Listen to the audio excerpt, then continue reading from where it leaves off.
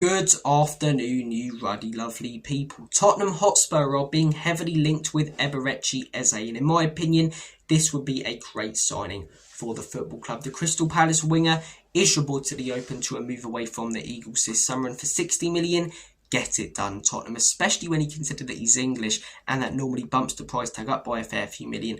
And when you look at Wharton and Guehi being both worth around 100 million, I think Eze's been more pivotal to that Crystal Palace side than both of those. And yes, they're younger, but I don't want young players who are going to develop. I want players for the now, players who are heading into their prime. That's what I said at the beginning of this window that we need, and Eze is exactly that. Done it in the Premier League for multiple seasons, in the prime of his career, 26 years of age. Go and get it done, Spurs. And in a game today full of systematic players who are afraid of stepping 2 centimetres out of position, he's a flair player. He gets bums off seats, he takes risks, and yes, sometimes they don't pay off. He's got a successful dribbles percentage of 52%, but when they do, it leads to a shot, it leads to a goal, it leads to an assist, it leads to a dangerous attack. He's very similar to someone like a Kvaratskhelia in that way, in that his stats don't look fantastic when it comes to successful dribbles and passing because of how many risks he takes. But Thomas Frank has said multiple times that the biggest risk is not taking any risks. And I think you need a player like that in your team to strike fear into the opposition. Kvaratskhelia at PSG, he'll take his man on occasion, he lose it. But when he gets through, when he beats his man,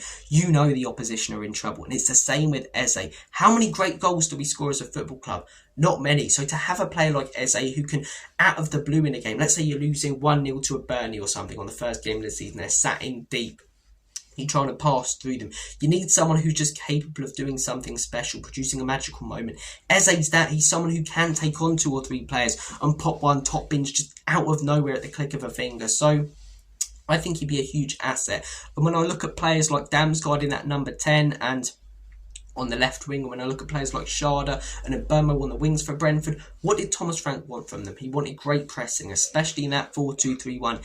Eze is a fantastic presser. He wanted them to be able to adapt to his different systems.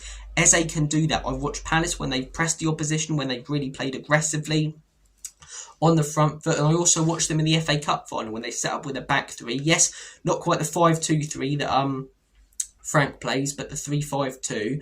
And he played centrally in a different position. He was fantastic. He stayed in his position. He did his job brilliantly. He was disciplined. And he scored their goal. A banger as well. He's shown that he can do it in major games. I think everything about this guy is impressive. Most recent season, 8 goals, 8 assists for a winger in the Premier League. That's very, very solid. Passing accuracy of 82%. Is it as good as, a centre-back or midfielder? No.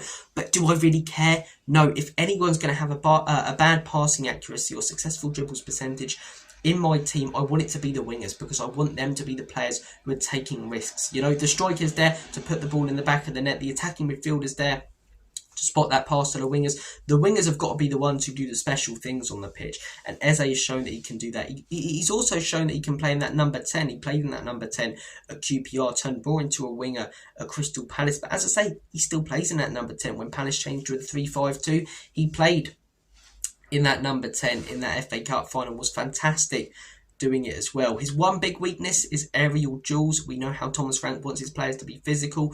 But when I'm looking at Brentford's side, right, was Sharda good at aerial duels? No.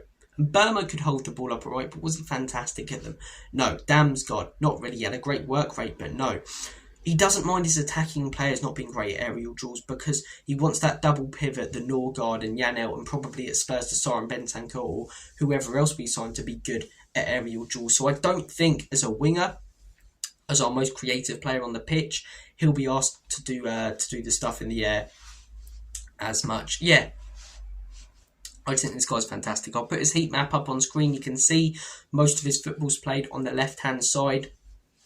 I'll put his attribute thing up on screen as well to see what he's great at. But yeah, I don't think there are many downsides to signing this guy. 60 million. He's like 40 million less than other players just because he's 4 years older. And those are the type of players we want. We don't want players who we can sell on in 5 years for more money. We don't want to start playing Moneyball. We want players for the now who are going to get us achieving and winning things and being successful now. And Eze is exactly that. So go out there, do the business, Tottenham. Guys, I'm going to make like a banana and split. Take care of yourselves. And as always, come on, you Spurs. God bless you all. Have a good one.